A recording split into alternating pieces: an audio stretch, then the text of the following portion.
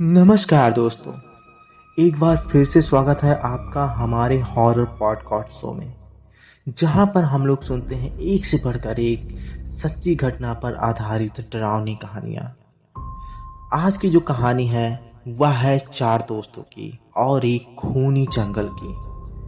उन चार दोस्तों के साथ उस जंगल में कैसी घटनाएं घटती हैं और किन विचित्र शक्तियों से उनका सामना होता है और किस प्रकार उनके जीवन में भय उत्पन्न होता है, यह इस कहानी यानी आज इस पॉडकास्ट के माध्यम से हम लोग जानने वाले हैं। लेकिन उससे पहले एक छोटी सी रिक्वेस्ट। पिछली बार के वीडियो को आप लोगों ने काफ़ी अच्छा सपोर्ट दिया, उसके लिए बहुत बहुत शुक्रिया। मेरी उन व्यूअर से इस बार फिर से एक रिक्वेस्ट है। इस छोटे से चैनल की छोटी सी रिक्वेस्ट जो है 50 लाइक और 20 कमेंट्स के, हो सके तो इस टारगेट को पूरा करने में मेरी मदद करें ताकि मुझे प्रोत्साहन मिले और मैं आपके लिए ऐसे ही अच्छी अच्छी कहानियाँ ला सकूं। तो चलिए कहानी को शुरुआत करते हैं। तो यह कहानी है चार दोस्तों की जो अपनी छुट्टियों में रोमांच की तलाश में एक घने जंगल में जाते हैं। लेकिन उन्हें यह नहीं पता होता है कि यह जंगल खूनी जंगल के नाम से बदनाम है। हर साल यहाँ कई लोग गायब हो जाते हैं। जंगल की रहस्य और डरावनी कहानियों ने इसे और भी खतरनाक बना दिया है। रवि, अनिकेत, सिम्मी और कृतिका कॉलेज के अच्छे दोस्त थे। एक दिन उन्होंने तय किया कि वे शहर के शोर शराबे से दूर कहीं घूमने जाएंगे। सिम्मी ने सुझाव दिया कि वे पास के शांति वन में कैंपिंग के लिए जा सकते हैं। हालांकि यह जगह खूनी जंगल के नाम से भी जानी जाती थी, लेकिन दोस्तों ने इसे अफवाह मानकर अनदेखा कर दिया। रवि ने अपनी गाड़ी तैयार की और वे चारों सुबह जल्दी निकल पड़े। रास्ते में वे मस्ती करते हुए गाने गा रहे थे। जैसे ही वे जंगल के पास पहुंचे, वहां का वातावरण अचानक ठंडा और भारी लगने लगा। पेड़ों की टहनियां इतनी घनी थी कि सूरज की रोशनी भी जमीन पर नहीं पहुंच पा रही थी। जंगल के पास पहुंचने पर उन्हें एक बूढ़ा आदमी मिला। उसने चेतावनी दी इन लोगों को, बच्चों इस जंगल में मत जाओ, यह जगह सुरक्षित नहीं है। कई लोग यहाँ से कभी लौट कर नहीं आए। लेकिन उन चार दोस्तों ने इस बात को हंसी में टाल दिया, क्योंकि उनको पता था कि ये अफवाहें हैं और कुछ नहीं। अब वे लोग जंगल में पहुंचने के बाद बहुत ही एक्साइटेड थे और इधर उधर थोड़ा बहुत घूमने के बाद शाम हो जाती है और शाम होते ही उन्होंने जंगल के अंदर अपना कैंप लगा लिया। रात का खाना बनाने के बाद उन्होंने आग के पास बैठकर किस्से कहानियां सुनना शुरू किया। अचानक उन्हें दूर से किसी के रोने की आवाज़ सुनाई दी। आवाज़ इतनी दर्दनाक थी कि सिम्मी डर से कांपने लगी। रवि ने कहा, कोई मजाक कर रहा होगा। जंगल में लोग आते जाते हैं, हो सकता है कोई और भी हो हमारे अलावा यहाँ जो हम लोग के साथ मजाक करने का प्रयास कर रहा हो। और ऐसा कहकर वह कहता है, चलो सो जाते हैं। लेकिन कृतिका ने महसूस किया कि आवाज उनके कैंप के पास से ही आ रही थी और उसे भी यह आवाज बहुत ही बेचैन कर रही होती और उसके दिल में एक डर भी उत्पन्न कर रही होती है। अब कृतिका ने टॉर्च उठाई और रवि के साथ आवाज की दिशा में चलने का फैसला किया। जैसे ही वे आवाज की दिशा में कुछ दूर चलने के बाद पहुंचे, उन्होंने देखा कि उनके सामने एक सफेद साड़ी पहने हुए औरत एक पेड़ के पीछे यानी उस पेड़ के पीछे बैठी हुई थी। उसकी आंखें लाल लाल चमक रही थीं। रवि ने हिम्मत करके पूछा, आप कौन हैं? यहाँ क्या कर रही हैं? औरत ने धीरे धीरे अपना सिर उठाया और एक जोरदार चीख मारती हुई रवि और कृतिका की ओर बढ़ी और थोड़ी ही देर में वह हवा में गायब हो जाती है। यह देखकर रवि और कृतिका के रोंगटे खड़े हो जाते हैं और वे दोनों तेजी से कैंप की ओर भागते हैं।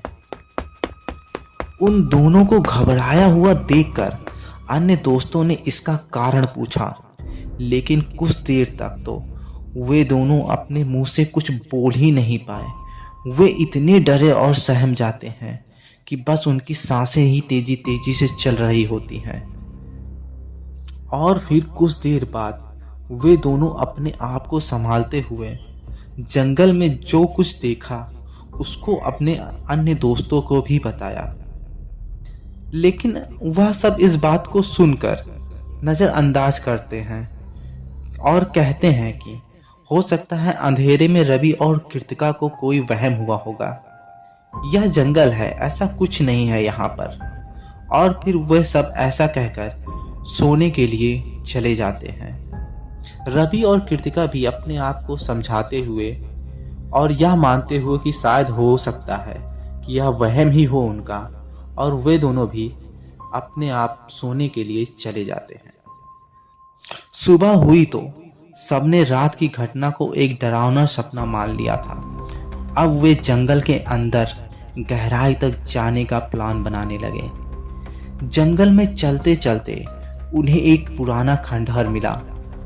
वहां दीवारों पर अजीब सी आकृतियां बनी हुई थी। अनिकेत ने दीवारों पर उकेरी हुई आकृतियों को छूने की कोशिश की, लेकिन जैसे ही उसने ऐसा किया उसे ऐसा लगा जैसे किसी ने उसका हाथ पकड़ लिया हो, और वह घबराकर तेजी से पीछे हटता है और उसके मुंह से एक तेज चीख निकल जाती है। सिम्मी ने कहा, यह जगह अजीब लग रही है, हमें वापस चलना चाहिए। लेकिन रवि ने कहा, यह बस तुम्हारी कल्पना है। यह खंडहर पुराना है, इसलिए यहाँ अजीब चीजें तुम्हें दिख रही हैं और कुछ भी नहीं है। अब उस पुराने खंडहर में कुछ देर घूमने के बाद जैसे ही वे खंडहर से बाहर निकले, उन्होंने महसूस किया कि जंगल का रास्ता बदल गया है। जिस रास्ते से वे आए थे अब वह कहीं भी नहीं था। हर दिशा एक जैसी लग रही थी। अब वे चारों सही रास्ते को खोजने के प्रयास में लग जाते हैं, लेकिन बहुत प्रयास करने के बावजूद उन लोगों को सही रास्ता नहीं मिल पाता है और इस प्रयास में रात हो चली थी। और जैसे ही रात हुई उस जंगल का माहौल और भी डरावना हो गया। उन चारों दोस्तों ने देखा कि उनके चारों ओर अजीब सी परछाइयां घूम रही थी। कोई पेड़ के पीछे छुपता तो कोई झाड़ियों के, और उनके मुंह से एक अजीब सी आवाज भी आ रही होती है। वह आवाज बहुत ही पतली और कानों में चुभने वाली होती है। रवि यह सब देखकर बहुत घबराया हुआ था, लेकिन उसे पता था अगर मैं इन सब की हिम्मत नहीं बढ़ाऊंगा तो यह सब और भी घबरा जाएंगे। इसलिए उसने कहा, यह सब हमारी आंखों का धोखा है, घबराने की जरूरत नहीं है। तभी सिम्मी की नजर एक पेड़ पर पड़ती है और उस पेड़ पर कोई अपनी मानो उंगलियों से खरोच कर खून से लिख रहा हो। यह देखते ही उसकी चीख निकल पड़ती है और सभी दोस्त उस लिखे हुए स्थान को देखते हैं। अब यह सब और भी भयभीत कर रहा था उन सबको। इसके बाद तो मानो भय का सिलसिला ही शुरू हो चुका हो, और दोस्तों ने जो कुछ अनुभव किया वह सब उन सब की कल्पना से भी परे था। खून से सने हुए हाथ सिम्मी के पीठ पर आकर जा चिपकते हैं और एक पंजे का निशान बन जाता है। अब सब लोग इधर उधर भागते हैं। तभी कृतिका को महसूस हुआ कि कोई उसके कंधे पर धीरे धीरे हाथ रख रहा है, लेकिन जब वह पीछे पलटकर देखती है तो वहां कोई भी नहीं होता है।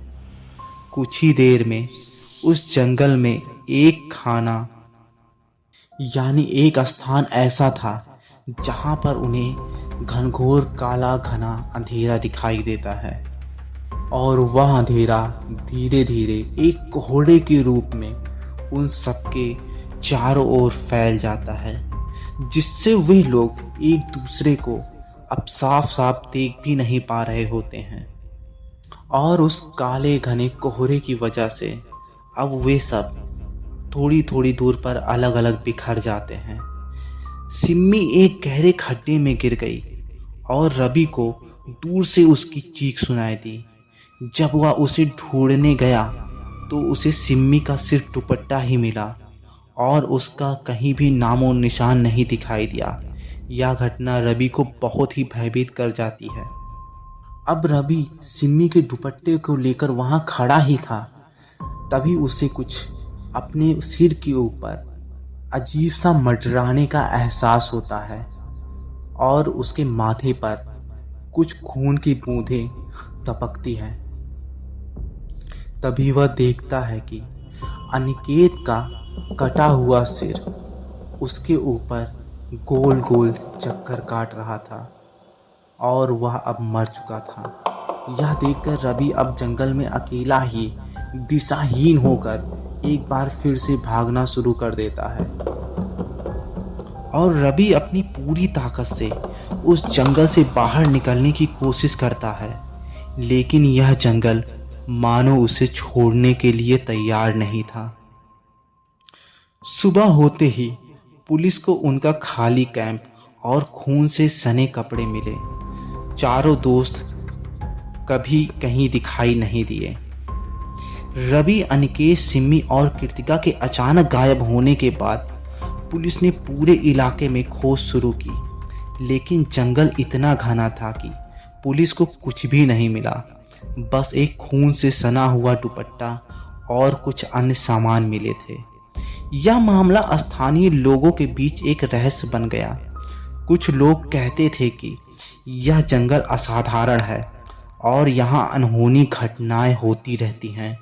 लोग कहते थे कि जंगल में कोई प्राचीन सांप था जो यहाँ आने वाले को खा जाता था।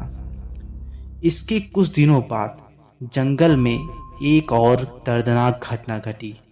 एक परिवार जो जंगल के पास छुट्टियां मनाने के लिए आया था, वह भी अचानक लापता हो गया। पुलिस ने फिर से जांच शुरू की, लेकिन फिर वही हुआ, कुछ नहीं मिला। लेकिन हम लोग फिर से एक बार उस रात की ओर चलते हैं जब रवि अकेला बचा हुआ था और उसके सारे दोस्त गायब हो चुके थे। उस रात के बाद रवि ने जो कुछ भी अनुभव किया वह न केवल डरावना था बल्कि खौफनाक हकीकत भी था। जैसे ही वह अकेले जंगल में गहरी रात को बढ़ रहा था, उसे एक आवाज सुनाई दी और वह आवाज रवि का नाम ले रही होती है और वह आवाज एक औरत की होती है जो धीरे धीरे उसकी ओर बढ़ रही थी। वह मुड़ा, लेकिन उसने जो देखा वह उसके होश उड़ा देने वाले था। उसने देखा कि सामने एक सफेद साड़ी में लिपटी हुई एक औरत खड़ी थी, लेकिन उसके चेहरे पर कोई भाव नहीं था। उसकी आंखें पूरी तरह से खाली थीं, जैसे किसी की आत्मा ने उस पर कब्जा कर लिया हो। उस औरत ने रवि को कहा, तुम मेरे साथ चलोगे और हमेशा यहीं रहोगे। यह आवाज इतनी कठोर और भयानक थी कि रवि के शरीर में ठंडक सी दौड़ गई। वह तेजी से भागा, लेकिन उस औरत ने उसका पीछा नहीं छोड़ा और हवा में तैरती हुई वह हमेशा उसके पीछे बनी रही। रवि आखिरकार एक पुरानी मूरत के पास पहुंचा जो खंडहर में खड़ी थी। जैसे ही उसने उसे छुआ, अचानक मूरत ने अपनी आंखें खोल दी और उसे घूरने लगी। उसकी आंखों में एक अजीब सी लाली थी। उस मूरत से निकलने वाली आवाजें उसे और भी डरा देती हैं और जैसे ही रवि के दिमाग में मानो वह आवाजें घुसने का प्रयास कर रही हों, फिर क्या था, रवि ने खुद को इधर उधर देखा और अपनी निगाहें दौड़ाई, और कुछ देर बाद रवि ने एक छोटी सी गुफा में अपने आप को छुपा लिया। लेकिन वह जानता था कि वह एक अनजान और खतरनाक खेल का हिस्सा बन चुका है। हर तरफ से अजीब सी आवाजें आ रही थी, कभी बर्फीले शोर की तरह, तो कभी किसी के रोने की, तो कभी किसी के भयानक चीखने की। यह सब रवि को बहुत ही भयभीत कर रहे थे। वह गुफा के अंदर सिकुड़ कर बैठा रहा, लेकिन जंगल ने उसे सुकून से दूर रखा। हर पल उसे ऐसा लगा कि कोई उसकी ओर बढ़ रहा है, लेकिन जब वह पलट कर देखता तो उसे कुछ भी दिखाई नहीं देता। दूसरी तरफ गांव में लोगों ने यह कहानी सुनी और डर के मारे किसी ने भी जंगल में जाने का साहस नहीं किया। कुछ गांव वालों का कहना था कि जंगल की यह अजीब घटनाएं उस पुराने मंदिर से जुड़ी थी, जो अब पूरी तरह से खंडहर बन चुका था। बहुत साल पहले वहां कुछ सन्यासी रहते थे, जिनकी रहस्यमय मौतें हुई थी। तभी से जंगल में अनहोनी घटनाएं होने लगी। लोग कहते थे कि जंगल ने किसी तरह से अपने शिकारों को आत्मसात कर लिया था, और वह उन्हीं आत्माओं को उस जंगल में कैद कर लेता था। कुछ देर गुफा में छिपने के बाद रवि को सुकून न मिलने से अब वह एक बार फिर हिम्मत करके अपनी जान बचाने की एक और कोशिश करने की ठानता है। वह जंगल के गहरे हिस्से में, जहां एक पुराना मंदिर था, वहां की ओर बढ़ता है, और उस मंदिर को देखकर उसे एक आशा की किरण नजर आती है। लेकिन जब वह मंदिर के अंदर पहुंचा तो उसे वहां कुछ और ही दृश्य दिखे। मंदिर के भीतर दीवारों पर खून से लिखी हुई पुराने शपथें थीं, जिसमें लिखा था, जंगल किसी को नहीं छोड़ता है, और जो एक बार इस जंगल में कदम रखता है वह हमेशा के लिए जंगल का हो जाता है। यह सुनकर रवि अब मायूस हो चुका था। वह समझ चुका था कि अब उसका इस जंगल से बचना नामुमकिन है, और ऐसा सोच ही रहा होता है, तभी उसके सामने एक भयानक आकृति प्रकट होती है। वह देखने में बहुत ही डरावनी होती है। उसके बड़े बड़े बाल हवा में लहरा रहे होते हैं। उसके काले कपड़े भी बहुत तेजी से इधर उधर लहरा रहे होते हैं, और उसकी आंखों में एक काली लालिमा होती है, जो देखने में मानो उसे अपनी ओर खींच रही होती है। रवि यह सब देखकर अपने दिशाहीन होकर भागना शुरू कर देता है। भागते भागते उन्हें यानी रवि को फिर अपना वही टेंट नजर आता है, जहां पर वो लोग ठहरे हुए थे, और रवि देर न करते हुए उस टेंट में जाकर घुस जाता है, और उसे थोड़ा सा सुकून तो मिलता है। लेकिन उसे क्या पता था कि वे शक्तियाँ, वे काले साए रवि को वहां भी नहीं छोड़ने वाली थी। रवि कुछ देर डरते हुए उस टेंट में ही बैठा रहा और एक टार्च की रोशनी को जलाए हुए था। तभी उसे एक नजर आता है ऐसा दृश्य, जो अब उसके दिल की धड़कनों को शायद रोक ही देने वाला था। वह देखता है कि उसके टेंट के आसपास अजीब से पंजों के निशान बन रहे थे, मानो कोई अपने हाथों को उसके टेंट के ऊपर रख रहा हो, और उसके कानों में एक अजीब सी गुर्राहट की आवाज़ आ रही थी, मानो उसके पास ही कोई कान के पीछे बैठा हुआ सांसें भी ले रहा हो। यह सब उसे और भी भयभीत करने वाला तो था ही, लेकिन वह कर भी क्या सकता था। तभी वह अपने सामने देखता है, कोई जल्दी जल्दी उसके टेंट के चैन को खोलने का प्रयास कर रहा है। अब वह बहुत भयभीत हो चुका था, क्योंकि उसे लग रहा था कि वह बुरी शक्तियाँ उस टेंट के अंदर आने का प्रयास कर रही हैं। लेकिन जैसे ही टेंट की चैन खुलती है तो वह देखता है कि सामने सिमी होती है, जो गड्ढे में गिर गई होती है, और उसके बाद वह उसे कहीं नहीं मिलती है। सिमी को देखकर रवि बहुत खुश होता है और वह दोनों एक दूसरे से गले लग जाते हैं और कुछ देर तो अपने आप को साहस बंधाते हुए शांत बैठे रहते हैं। लेकिन अभी भी उन दोनों के कानों में अजीब सी आवाज़ें आनी बंद नहीं हुई थी।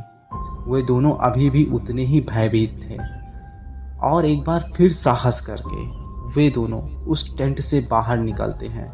रवि अपने हाथों में टॉर्च लिए हुए आगे बढ़ता है। सिमी उसका हाथ पकड़े हुए रहती है और वे दोनों अब तेजी से हाईवे के रास्ते की ओर भागते हैं।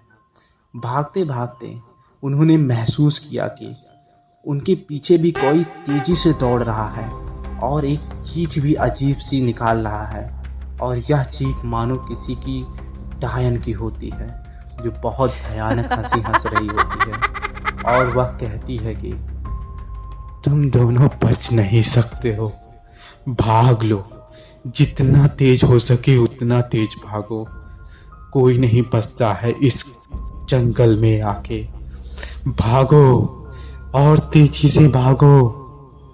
यह सुनकर दोनों के रोंगटे खड़े हो जाते हैं और वे भागना छोड़ते नहीं हैं। तभी वह दोनों एक गांव के पास पहुंचते हैं जहां पर एक मंदिर होता है। उस मंदिर के पास वे लोग तेजी से पहुंच जाते हैं और उस मंदिर के परिसर में पहुंचने के बाद उन दोनों को एहसास होता है कि अब उनके कानों में ऐसी कोई बुरी शक्तियों की आवाज़ नहीं आ रही थी जो पहले आ रही थी और वे काली शक्तियाँ और छाए भी अब उन्हें दिखाई नहीं दे रहे थे। और इस तरह से रवि और सिमी की जान बच जाती है। लेकिन उन दोनों ने अपने इस जंगल के कैंपिंग में अपने अन्य दो दोस्तों की जान गंवा दी थी। और जब वे गांव के एक व्यक्ति से मिलते हैं तो उस गांव वाले ने बताया उन्हें, बेटा ये जंगल श्रापित है और खूनी जंगल के नाम से प्रसिद्ध है। यहाँ जो कोई आता है वह जिंदा नहीं जाता है। तुम लोग बड़े भाग्यशाली हो कि तुम दोनों की जान बच गई, वरना आज तक कोई उस जंगल से वापस लौट कर नहीं आया है। तो दोस्तों यह कहानी थी 4 दोस्तों की जो जंगल में कैंपिंग के लिए जाते हैं और उनमें से 2 ही बचते हैं। तो दोस्तों ये कहानी आपको कैसी लगी? अगर कहानी अच्छी लगी हो तो इस छोटे से चैनल के छोटे से टारगेट को पूरा करने में मेरी मदद करिए ताकि मेरा चैनल ग्रो हो सके और आप लोग के लिए मैं अच्छी अच्छी कहानियाँ लाने के लिए प्रेरित हो सकूँ। फिलहाल उन दोस्तों का बहुत बहुत दिल से थैंक यू जिन्होंने मेरे वीडियो को लाइक किया और पसंद किया और साथ में सब्सक्राइब भी किया। उम्मीद करते हैं नए व्यूअर्स से कि आप लोग भी ऐसा ही करेंगे। और कमेंट बॉक्स में मुझे ज़रूर बताइएगा कि आप किस ज़िले से, किस राज्य से इस वीडियो को देख रहे हैं। फिलहाल वीडियो पूरा सुनने के लिए आप लोग का दिल से बहुत बहुत धन्यवाद।